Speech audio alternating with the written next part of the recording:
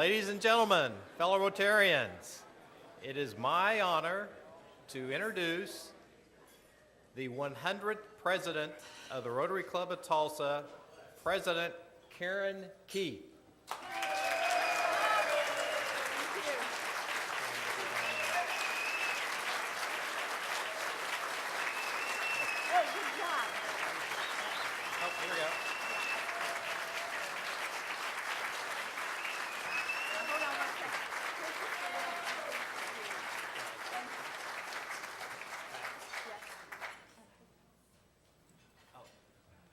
Now, while they're standing, please ask them about which Rotarian's a bull rider. I know it's not your husband, Pat. No, it's not Patrick. I'll tell you a little bit later, but that's something you ought to watch for every week. Thank you all. Sit down.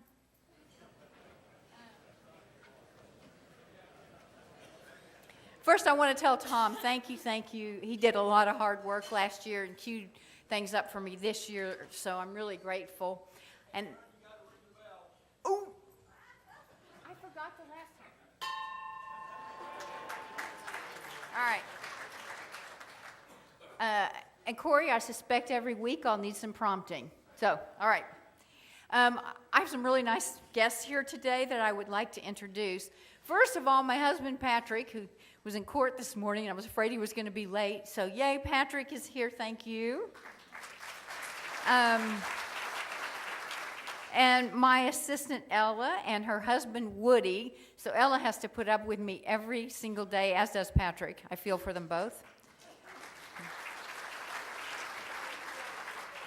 And Don Comstock, if you would, kind of stand up and wave. Don has helped me with cleanups all over. So Don came today, and I'm very grateful. Thank you, Don. And another part of my family, the McDaniels, they're here. You know Stu from the club, and Troy now works for the county. So thank you all for being here. And then thank you. And we have a Rotarian here, Glenn Birkenbaugh, who is my original sponsor. And I asked Glenn to come back today, and I hope he'll come more often. So Glenn, thank you for being here. And okay, you guys can shout out, but my friends from the Sand Springs Rotary Club that I go to a whole lot, so much so that they made me a badge. So they're here. Thank you all so much for coming, and everybody else who came here to support today. I really appreciate it. So I also want to tell the club members, thank you for sending us to International Convention in Portugal. We had a wonderful time. Patrick and I thoroughly enjoyed it, and I know Donna is also grateful for the opportunity. It was an amazing experience. And as you'll see from these pictures in just a minute, you're welcome to the host country as soon as you get off the airplane. There were banners absolutely everywhere in all the small villages, everywhere you went. Banners welcoming Rotary. And as we explored the coast and the region north of Lisbon and the city of Lisbon, you will see a beautiful ancient country with cobblestone streets, castles, and palaces. And in Lisbon, where we held the conference, some cutting-edge modern architecture, graffiti with a purpose, and the longest bridge in the world. At convention, we heard from President Tanaka, accompanied by many, many standing ovations. And we welcomed Ron Burton and his family as the new International Rotary President. He rolled out his theme, Engage Rotary, Change Lives. The speakers and entertainment were absolutely world-class. You'll recognize Emmanuel Jal, the rapper, Jane Goodall, and from the cast of The Good Wife, Kalinda, Archie Punjabi. She is an incredible advocate for Polio Plus. She really touched everybody as she talked about it. We saw familiar faces from Tulsa and area clubs, as you'll see, and we met Rotarians from around the world. And of course, there was Fado.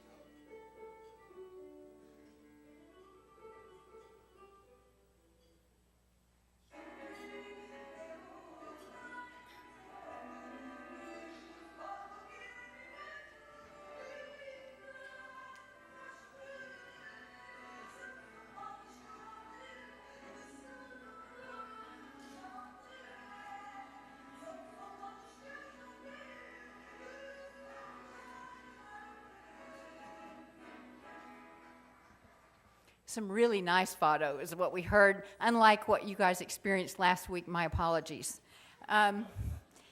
So we had a great time. We appreciate that. Melissa Clark, if you're here, thank you. She helped put all my pictures to music and created that for us. So in keeping with our international theme, I'd like to welcome, we have a guest Rotarian from Uganda, Abengo Levy. Would you please come forward?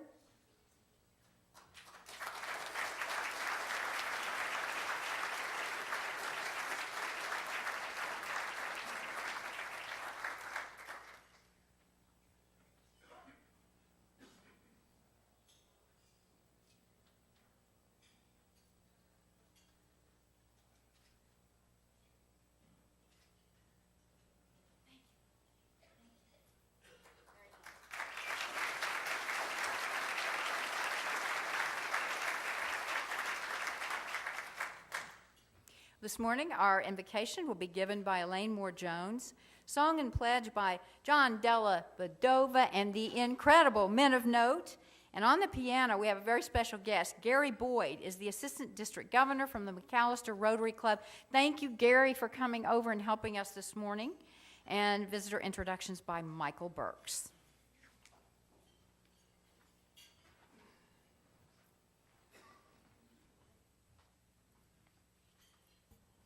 Please bow your head. Creator God, we welcome new beginnings while we hold dear our sacred traditions. Let us welcome new challenges while retaining our God-given common sense. We welcome new friends into our fellowship while remembering our dearest friends that have passed on. Let us embrace this new beginning of our Rotary year with renewed energy, creativity, and resolve by accepting the new and honoring the familiar. Amen.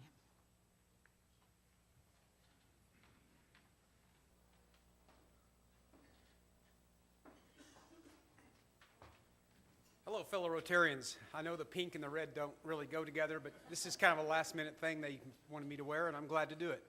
I'm John Della Vedova, in charge of club singing and music this year, and I want to introduce you to a song called Buckle Down Rotarian. Now, this song was introduced to me about 14 years ago when I first joined Rotary, and I played the drums with these guys. When they call me, they haven't called me in 14 years, but that's going to change now. But what I want to do is I want the Men of Note are going to sing the Buckle Down Rotarian. You all follow the lyrics on the screen. Then the second time through, I want you all to join in with robust energy and just sing your heart out. After that, we'll do the national anthem followed by the pledge. So just let us get us set up here and we'll...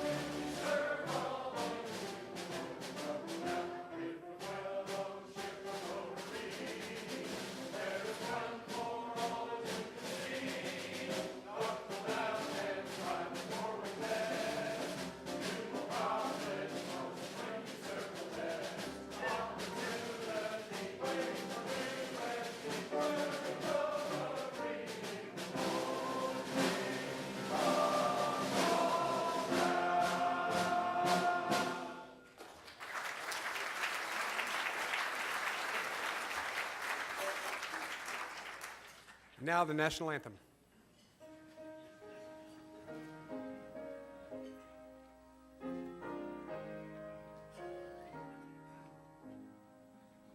Oh, say, can you see by the dawn's early light what so proudly we hailed at the twilight's last gleaming, whose broad stripes and bright stars through the perilous fight? For the ramparts we watched were so gallantly streaming, and the rocket's red glare, the bombs bursting in air, gave proof through the night that our flag was still there. Oh, say does that star-spangled banner yet wave for the land of the free and the home of the brave? I pledge allegiance to the flag of the United States of America and to the republic for which it stands, one nation under God, indivisible, with liberty and justice for all. Thank you. Thank you, men of note. That was wonderful. Let's give them another round of applause. And keep that applause going for Ed Monette with our introductions for all of our special guests.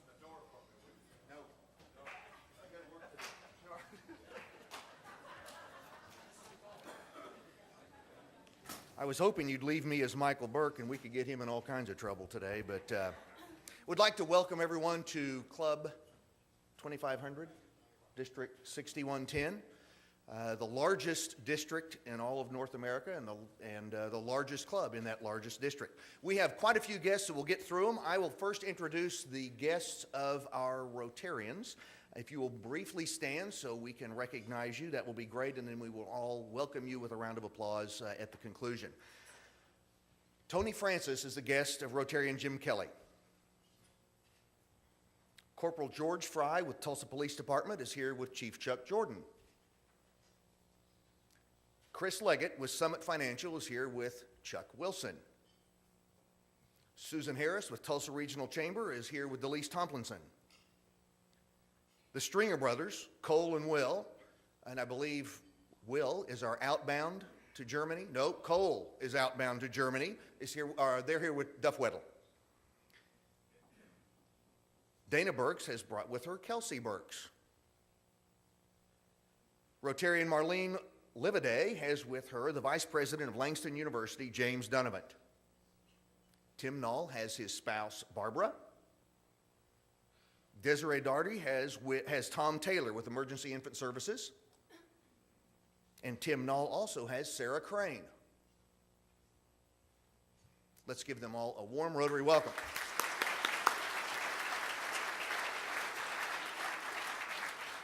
We have a boatload of visiting Rotarians, so we will welcome them appropriately, as is our custom.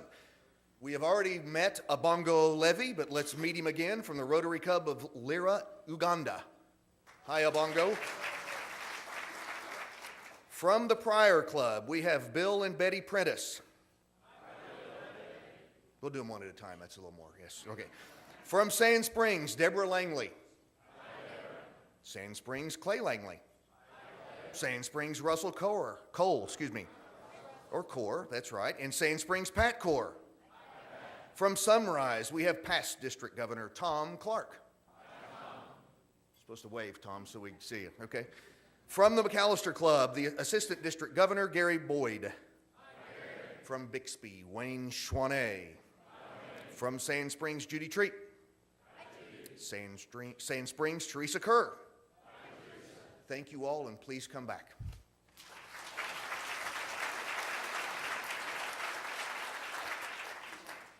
And also a welcome to Matt Crane. He's another guest of Tim Knowles. Thanks for coming.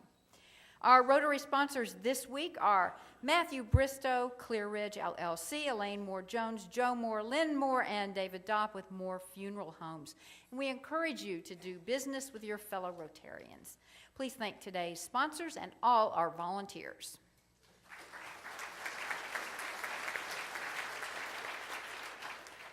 Little housekeeping, we have committee meetings today above and beyond in room 232, Club Foundation Trustees, room 233, and Long Range Planning, room 231.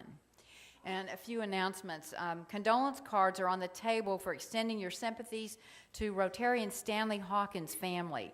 Stanley passed away June 30th, and services were July 3rd. Please keep Marcia and the Hawkins family in your prayers. The service was incredible. Chief Hawkins was taken by an old antique fire truck for his final resting place, and a lot of people were there, and it was really well done. Tickets for the MSNI Mercedes car raffle are still available. See Brenda Melancon, David Peterson, or Ben Wyndham. They'll be obvious out in the lobby. And as indicated in your July through December invoice, we now have the capability to accept credit card payments. Simply complete the appropriate form available from the Rotary office, and there is not a separate fee for this service. And we're also equipped to process payment by credit card at the guest table. All new stuff. Thank you, Donna and staff, for making that happen. And I'd like to recognize, if the board would please stand, our 2013 board, if you would stand until I name everybody. President-elect Rhonda Renz, Board Chair Will Smith, Secretary-Treasurer Carl Vincent, Sergeant-at-Arms Janet Rockefeller, Immediate Past President Tom Klinda, Long Range Planning Ed Monette Jr., Services Director Michael Burks, Desiree Doherty, Eric Ortega, Chuck Wilson, Janelle Beard, Claudette Rogers, and our Directors at Large, John Howland, John Raines, and Tina Miller. Thank you all so much.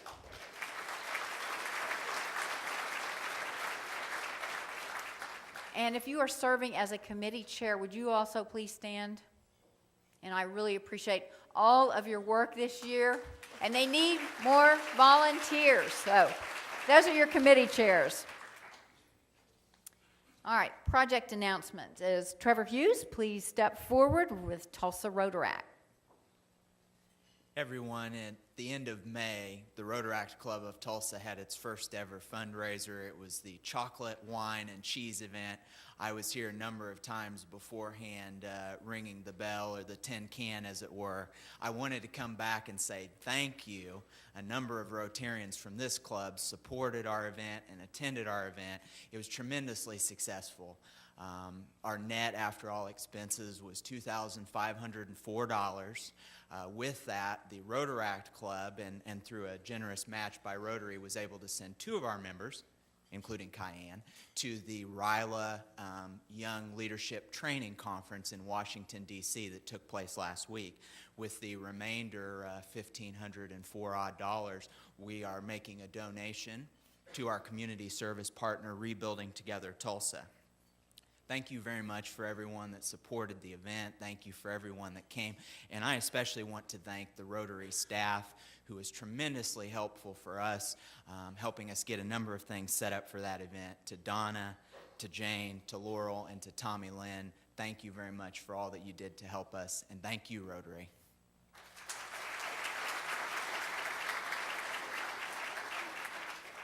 I want to tell you a little bit about our new Sergeant-at-Arms.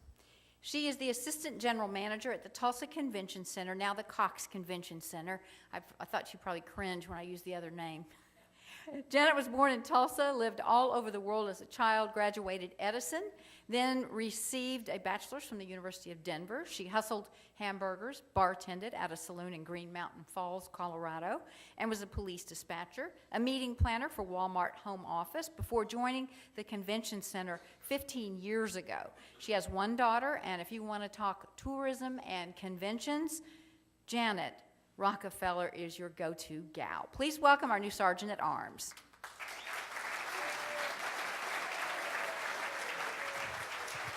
Okay, next time I'll wear my heels so I can actually do this. Okay, I distributed handouts. They're on your table. And being the new person, you know, I get picked on. So I heard, oh, the print's too small. Okay, put your glasses on. And then for the fun part, I left out rooting for OU. I'm so sorry.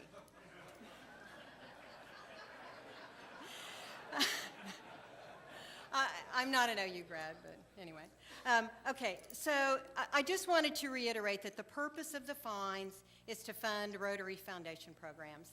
And these programs are like Camp Enterprise, the Crescendo Music Awards, Above and Beyond, and the Club Foundation grants. So, I mean, these are just a few of the things that the fines fund. So that's why we're so adamant about hitting on y'all for money. But the new program this year is to catch members or yourself exemplifying the four-way test, or just to celebrate a personal or professional milestone. And the very first Rotarian caught this year is Dana Burks. Dana was named Tulsa Professional PR Person of the Year. Dana, I know you're here. Congratulations, really. You guys, that's great. Acknowledging this accomplishment are three former Professional PR Persons of the Year and current Rotarians, Tim Caldwell, Steve Turnbow, and Melissa Clark, and they each paid a $25 fine in honor of Dana. So once again, congratulations, Dana. So Matt Newman is one of the club's yearlings. Matt paid a $101 fine. I really did make slides, but that's okay. Anyway. As long as I'm having good hair. Okay, anyway, Matt paid $101 for the number of days as a member, his wedding anniversary, combined age of his children, the number of years in the energy business, and the number of days Karen Keith has served as club president. Thank you, Matt, and welcome. Okay, so just to recap the program, you turn in a fellow Rotarian or yourself, and honestly, I mean, you guys, you can tell on somebody. I mean, how long has it been?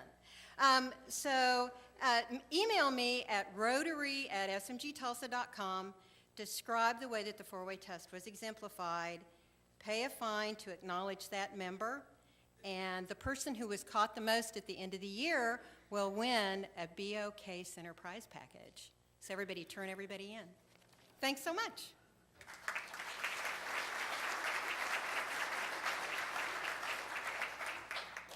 Thank you, Matt. All right. Thank you, Janet. Well done. We have Rotarian of the Day is the new Rotaractor President, Kyanne Camus. We're so happy to have her here. She is the 2013-14 President of Tulsa Rotaract.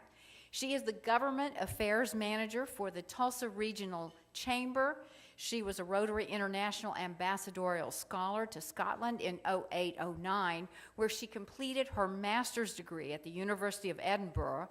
The Rotary Club of Pennycook was her host club, and she spoke at 16 clubs throughout Scotland on American and Oklahoma politics. She is one sharp cookie. We are so fortunate to have her in Rotaract.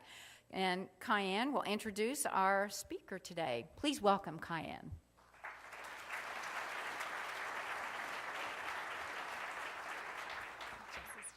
Thank you, Commissioner Keith, and I am honored to be here today to speak on behalf of the Rotary Club of Tulsa and to introduce one of my favorite Tulsa area legislators, and I say one of my favorite because there are several other of my favorite here in the audience, and I don't want to play favorites. So Senator Rick Brinkley is proud to represent the citizens of District 34 in the Oklahoma State Senate, serving portions of Owasso, Collinsville, Skiatook, Sperry, Turley, and Tulsa. Senator Brinkley currently serves as chairman of the Senate Pensions Committee, vice chairman of the Senate Finance Committee, and as a freshman senator was elected as majority whip. He was subsequently re-elected to that position by his peers. He grew up in Collinsville and now makes his home in Owasso. Senator Brinkley was elected to the Oklahoma State Senate in 2010 and brings a broad range of business and consumer experience to the legislature. From 1999 to 2011, he served as president and CEO of the Better Business Bureau, serving eastern Oklahoma, and is currently the organization's chief operating officer. In addition, he serves as a member of the board of directors of the National Council of Better Business Bureaus for 6 years, as well as on its executive and strategic planning committees. Senator Brinkley was the first person on either side of his family to attend college and is a graduate of both Langston University and the Oral Roberts University School of Theology and Missions, and has completed some doctoral work at Oklahoma State University's College of Education. He's a continuous learner. Senator Brinkley is an active member of the First Christian Church in Owasso and has served on the Associate Board of the Oasis Adult Daycare Facility and is the former president of the Kiwanis Club of Tulsa. He is also a proud supportive peepaw for his grandson's soccer team, Blitz 98 Red, and I've heard him talk a lot about being a peepaw. His great achievements are his son John and his grandson Christian. Please join me in welcoming Senator Rick Brinkley.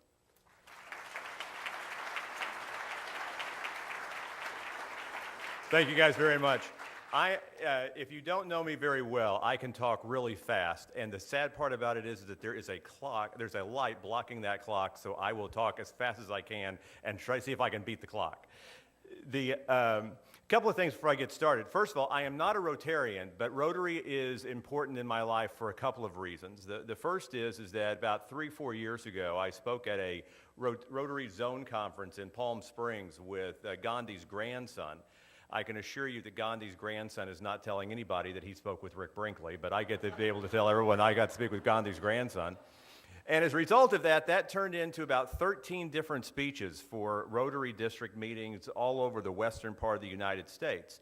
And the reason I say that is because I was speaking in Fresno Reno on a Friday night and Fresno on a Saturday night, and flew back on Sunday to be at the Senate, to be at the Capitol on Monday, and that same week is when the tornadoes hit more.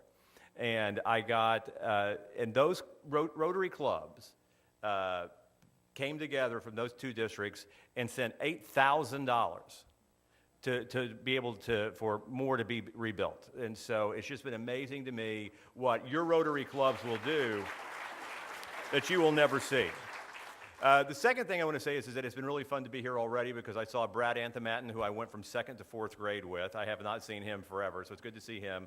The Stringer brothers are just amazing kids.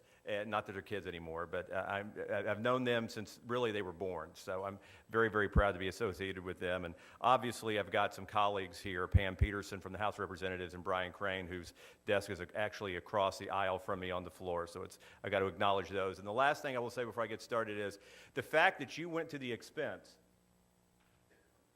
That's my office right there. And for you all to build this entire logo around my office has been greatly, greatly appreciated. The one thing that was not in my bio is that I used to produce the Sally Jesse Raphael show in New York City. I left Sally Jesse Raphael to go to seminary, your normal job transition, and pastored the community church in Collinsville for 10 years. And normally I throw these, but I won't because I've been known to knock over pitchers and glasses of tea. But one Sunday morning, one of the biggest things for the church is that every Sunday we did what was called children's sermon. And all the kids would come down, and I'd sit on the floor with the kids, and I'd do an object lesson, and they would all go back to what we called children's church. And then eventually you got old enough to be what still the adults called big church. But that particular Sunday, Cracker Jacks was the object lesson. And all the kids had to do was when I said, "What is this?" they're supposed to say Cracker Jacks, and then I went into my object lesson. Well, I held up the Cracker Jacks, and I said, "What are these?" And there was not one child that had ever had Cracker Jacks in their entire life, which means their parents are going to hell, and there's not a thing I can do about that. So luckily, I had a bowl behind the pulpit, so I reached up, I grabbed the bowl, I opened up the Cracker Jacks, because back then they were still in a box, and dumped them out, and I said, "What are they?" And one of the kids goes, "It's caramel corn." And I'm like, it's not caramel corn. And one of the kids goes, it's fiddle faddle. And I'm like, this is not fiddle faddle, all right? Come on. And what happens is that what makes Cracker Jacks are the 4 half peanuts that you get inside and the toy surprise. And Cracker Jacks have always been important to me because my grandfather taught me that if you took a box of Cracker Jacks and you pounded it against your finger like this, when you opened it, the toy surprise would already be on the top. So it's just little things that you teach and you learn. And I learned that when I was 5 years old, and when I look at Cracker Jacks, you can't beat this against your finger. It doesn't work. But what happens is, the point of all that little story is to tell you this, is that somewhere in this speech, hopefully there will be a toy surprise for you. I hope there will be something that you will be able to hold on to when you walk out of here. As was said, I grew up in Collinsville, Oklahoma. At that time, 3,000 people, 2,500 people. We had 3 stoplights. We got a 4th stoplight, and there was a ribbon cutting. It was a really big deal for us. My mother graduated from Collinsville High School in 1955, and in 1955, the class motto was, "We have conquered the hilltops. Yonder are the mountains," which I just thought was the biggest hillbilly phrase I ever heard in my entire life, but my mother held on to that, and I remember being in the 3rd grade and won the Pinewood Derby, and at the Pinewood Derby Cub Scout banquet, my mother patted me on the back and said, "You've just conquered the hilltops. Yonder are the mountains." And I remember looking up, being 8 years old, and going, my mother says yonder. What is wrong? I graduated from Collinsville High School in 1979. We were far more mature in 1979. Our class motto was, "We are sexy, we are divine, we are the class of 79," which means education degenerated substantially in Collinsville between 55 and 79.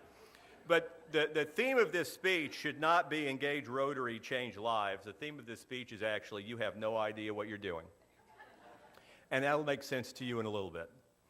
I had the opportunity to grow up in this small town that was the foundation of who I was. And if I'm being very honest with you, like a lot of kids who grew up in rural Oklahoma, my attitude was, I will be successful one day, despite the fact I'm from rural Oklahoma. It wasn't until I had some level of success in my life that I realized that I was only successful because I came from rural Oklahoma. I came from a state in which, first of all, everyone in town knew what you were doing anyway. So you had to be able to live a little bit higher. You had to have a little bit stronger sense of who you are. And we just had a place to grow up at a very perfect time in a very perfect place. And I was lucky to do that. But then as a result of that, I was, as you heard in the bio, as the first person on either side of my family to go to college. What was not in that bio is I was the first college dropout on either side of my family. And I went to work at Channel 6 here in Tulsa. At that time, Commissioner Keith was on Channel 2. I was working at Channel 6 and got to start at 19 years old working at Channel 6. And there's one of my good friends from Channel 6. We go way back. And what happened was that opened up doors for me just because of following what I thought I needed to do. And that ended up being working in Baltimore and Washington, living in New York. But in 1985, I produced a television program on cystic fibrosis. Does anyone here have a child with CF? Does anyone here know a child with CF? A few of you? Back in 1985, the life expectancy of a child with cystic fibrosis was 12 years of age. And I had produced what was at that definition, this is all pre-Jerry Springer, by the way, by that definition, a perfect television talk show. My voice carries a little bit, so I'm going to step away from the microphone. I had the 18-year-old model on who had supposedly beaten the disease. I had the mother on whose 2 children had died of cystic fibrosis. I had the mother on whose 2 children had cystic fibrosis, Donald and Daniel, and they were sitting in the audience. They made you want to go out and have children. Daniel's face lit up that room. He was 11 years old. I had the physician on to explain to us what is cystic fibrosis, and I had the therapist on to explain to us what is it like to watch your child die from a disease over which you have no control. But like I said, Donald and Daniel are in the audience, and Daniel, I mean, if there were this many people in the audience, if you walked out, the only thing you could see was this 11-year-old boy smiling. And we'd established that his 6th grade class was going to be watching. So we were talking to him during the show about this disease, and as a very fluff, off-the-cuff question, the question was, what do you want to be when you grow up? And he smiled and he said, 13. And everyone stopped because he just kept smiling because that's all he wanted. We were expecting doctor, lawyer, veterinarian, astronaut. He said, I want to be 13. And we stopped, and the only thing that could be said was, why 13? And he said, because everybody tells me I won't get to be. The definition of what he wanted to be when he grew up was defined by what it was he was going through. And I will tell you, 3 seconds of silence on TV is an eternity, and you could not utter a word. No one moved. But he just kept smiling because he wasn't being dramatic. He was just simply answering the question. A little bit later on in the show, we'd ask him, if this disease were a living thing and you could talk to it, what would you say? And for the first time, he began to cry. And the only thing he could say was, it's just not fair.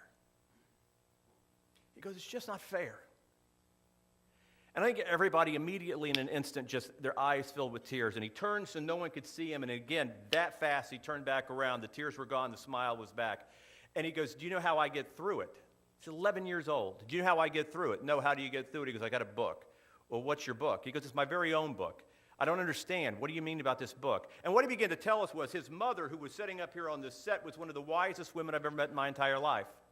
He said, my mother has taught me that every day I am living, I am one day closer to dying. He goes, but every day my mother's living, she's one day closer to dying too. He goes, I'm just going to die before she does. I said, well, what's the book? He goes, every night before I go to bed, my mother makes me write down what I did to make that day worth living. He goes, I don't have very many days, but it doesn't mean that I can't do something with them. I was 24 years old, and the idea of my life at that point of my life was that it was a continuum that went on for infinity. It was a line that went on forever. I was 24 years old, I had an 11-year-old, and it was actually one of those moments that I will never forget as long as I live, because what he said to me was, I am one day closer to dying today. I had never seen my life in those terms. And I will tell you, when you see your life in those terms, it is amazing what is important and what is not important. And I work at the Better Business Bureau, as most of you know, and it used to be, and I'll be very honest with you, until I was elected to public office, it hung on my wall, afraid that somebody would take a picture of it. I had to take it down because there was a woman who very nicely cross-stitched this to hang on my wall, because it's a phrase that I have, which is, my life is too short to deal with your crap. In the name of Jesus. And so what happened is that it was just a different way. My attitude is, if you got a better way to do it, bring it on. If you want to sit around, moan, groan, and grind and complain about it and stir up trouble in the office, you need to hit the road. And because my life is too short. I'm one day closer to dying today. And what your stuff that I got to deal with isn't worth that for me. At the end of the show, we had a tradition where we would stand at the studio door and we'd shake the audience's hands as they left. But we were standing there, and there was no one there because we looked back, and they were all gathered around an 11-year-old boy. And as Daniel came walking toward me, I was very condescending, to be honest with you, to an 11-year-old boy. And I looked down at him, and I said, Daniel, I said, you can write down being on this show in your book. You changed the way in which thousands of people viewed their lives. And he looked up at me, and he smiled, and he said, you know what you can do for me? I said, what? He said, you can tell my story to other people, and you can write that down in your book.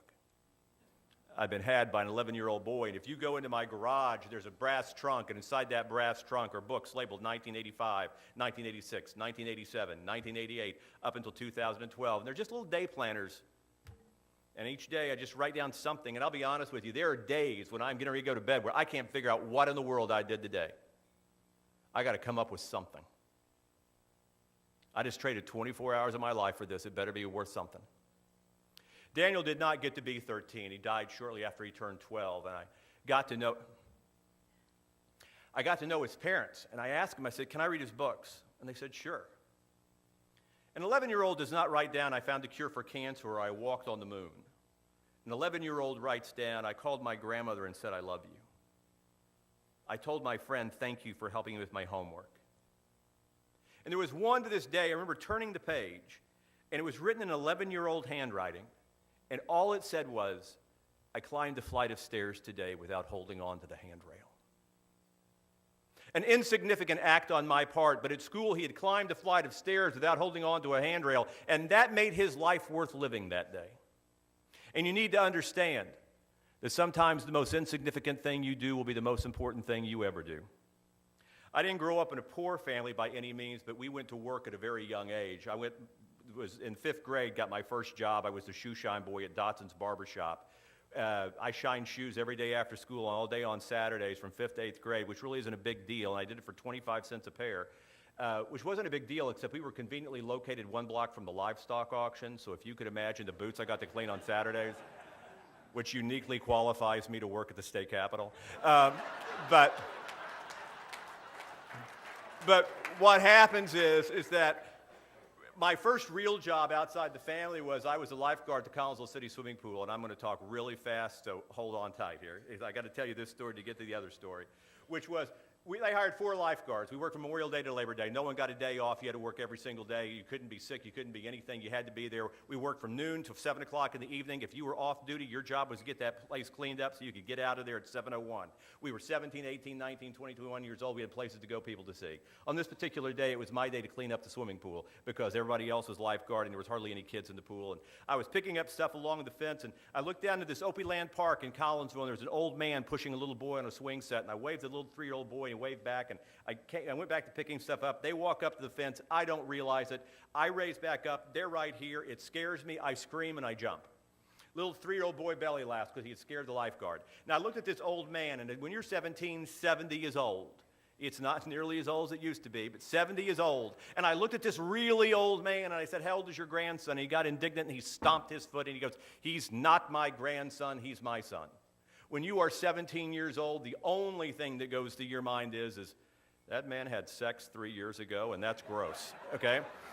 I make a beeline to the front of the pool. I said, look at the old man. I said, that's not his grandson, that's his son. They said, do you know who that is? I said, no, that's the guy who sells drugs to the high school kids. It's like, you got to be kidding me. He's got a 3-year-old boy. I prayed for that little boy. God, if there's anything I'm supposed to do, please be sure and let me know.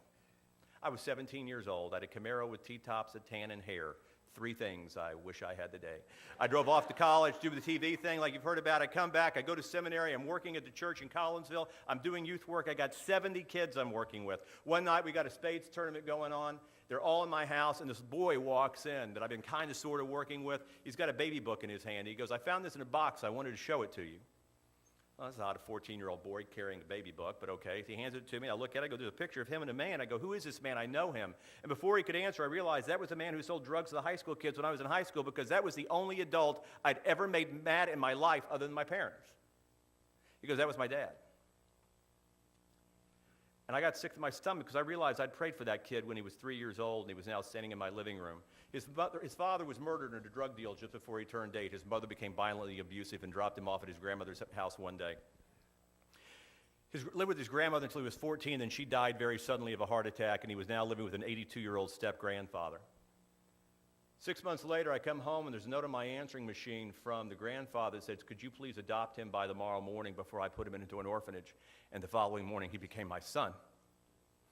Be very careful what you pray for. You may very often get it, all right? So I have to tell you that story to tell you this story.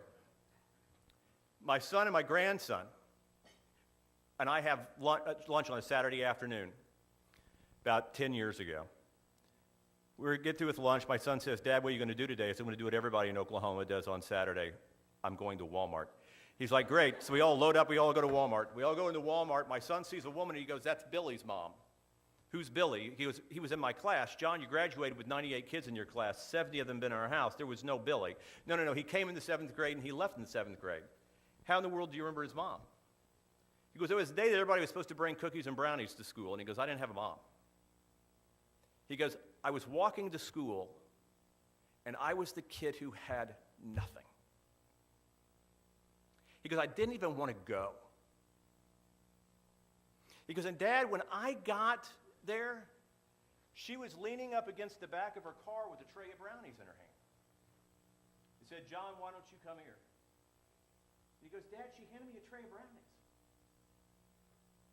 And I got to walk into that school for the first time in my life like all the other kids. When somebody does something for your child, you don't forget it. And I went walking toward her in Walmart, and to her, I was just a big, white, bald, crying man that scared the crap out of her.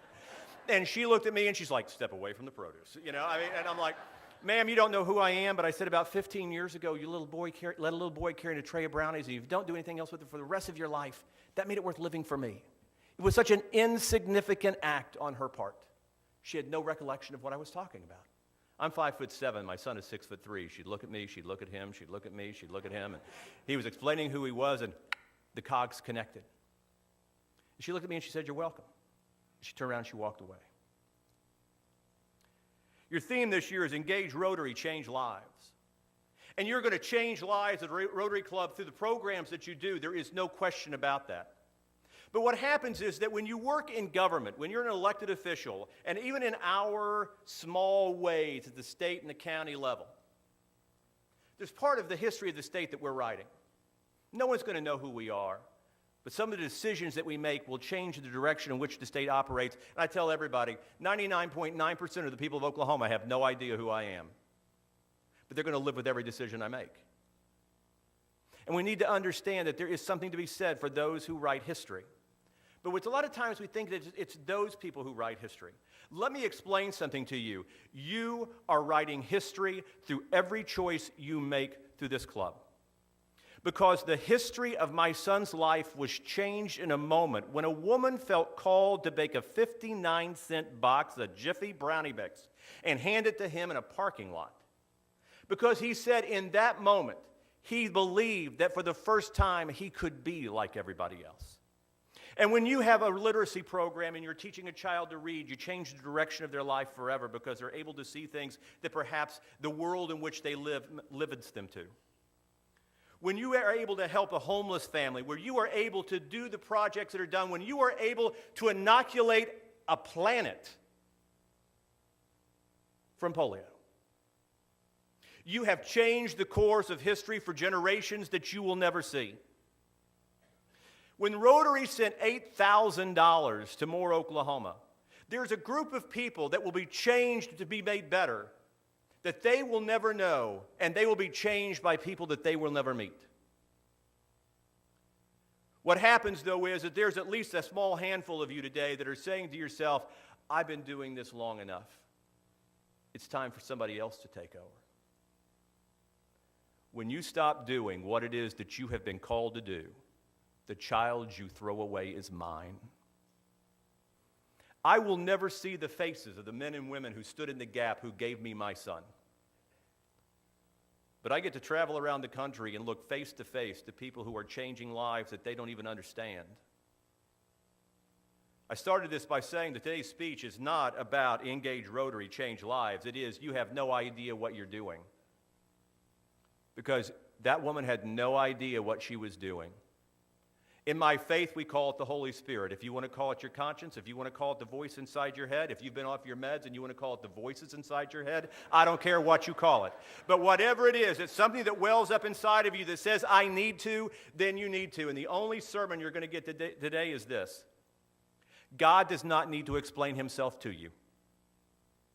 When he has called you to do something, he needs you to do it, and you may never understand why. That woman was merely fortunate enough that my son got to see her again 15 years later in Walmart and get to express to her what she had done for him. Chances are the people that you change around the world will never have that opportunity, and that's why I'm standing here today to tell you, I'm the benefactor of people just like you. I have a grandson who calls me Peepaw. Stupidest damn name in the history of the world. But he looked at me on Christmas morning when he was 2 years old and he said, Peepaw? And I said, college is paid for. You come here each week to have lunch and to socialize. But the greater gift that you have is to be able to change a world and write history that you don't even know you're writing. I hope you found your toy surprise. Every day you're living, you're one day closer to dying. You got to do something every day to make it worth living. You traded 24 hours of your life for it. Be careful of what you pray for. You may very often get it. Sometimes the most important thing you'll ever do in your entire life is the most insignificant thing that you will ever do. Sometimes life is not fair. But keep doing what it is that you've been called to do, because you will engage Rotary, and I promise you, you will change lives. Thank you.